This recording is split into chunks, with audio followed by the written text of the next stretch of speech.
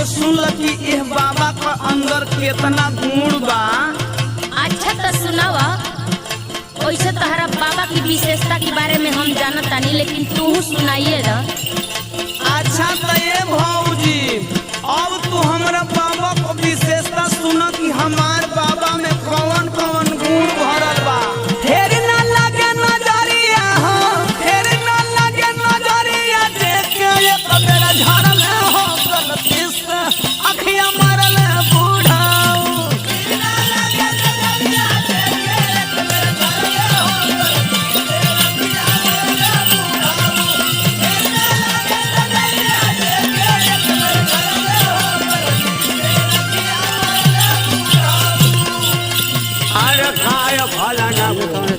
हम कहाँ हो झूठो गला झना लगा के हमार ओझाइया सोखाई कुल बिगाड़ डल साथ में मुड़ हो बिगाड़ डलू का हो। अरे चुप रहा बुढ़ऊ, एक तो चोरी भी है ऊपर से सीना चोरी। कैसे भौजी? चश्मा नीचे एक टकता के अखिया फारी चलने झाके।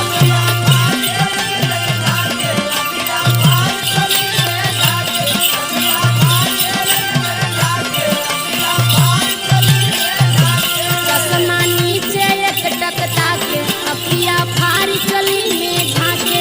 बन के काठा में पाठा हो, बन के काठा में पाठा, नियत धूप बिगड़ल हो, कटा के अखिया मरल बूढ़ऊ।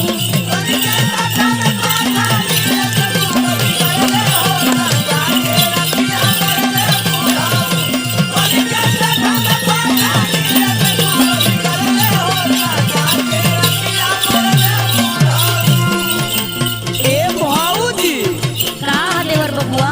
तनिका तू तेल पियावन दादा को हकीकत सुन लो। अच्छा तो सुनावा सुनावा। जौन तेल पियावन बाबा के तू बिना फीस के वकील भइल बड़ा न, तो तेल पियावन बाबा के वकालत कर। अच्छा तो तू बहुत हमार सुन। एक तलहु के नाहीन के पैसा अखिया मरल तोहा के।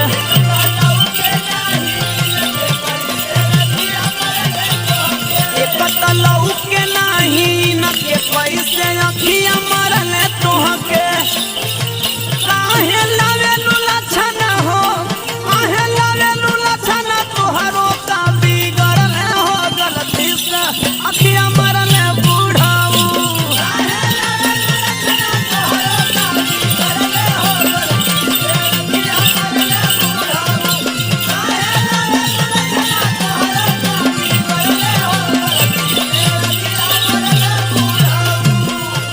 अच्छा तो जब उनकर हकीकत जान लेबा ना, तो जेवनी झूठ के तू पुलिया बांधता रह, तो हर कुल पुलिया टूट जाई, कुल बुद्धि भुला जाई।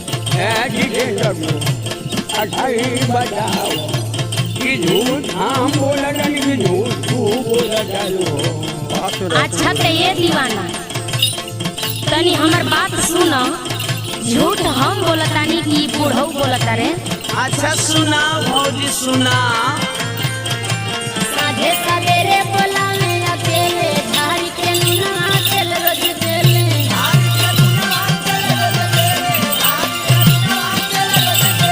साझे सवेरे बोलावे अकेले, झाड़ी के नुना तेल रोज देले। मीनाक्षी पूछ गई हो, मीनाक्षी पूछ गई, भरम रहे डरले हो, सटा के अखिया मरल बूढ़ऊ।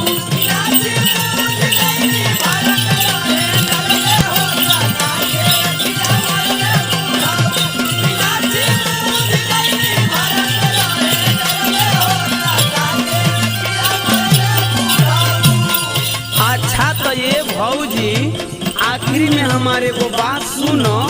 एकरा बात तोहार जमन मन करी तवन तू कही लियो। हाँ हाँ सुनावा सुनावा। हाँ दीवाना बबुआ, अरे सुना दो ए बुढ़ावा तो हकीकत सुना दो रे। इन करो जवानी का नशा हो जाएगा।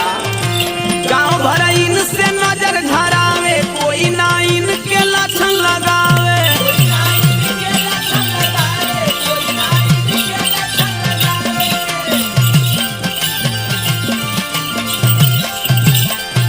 तो गाँव भर इनसे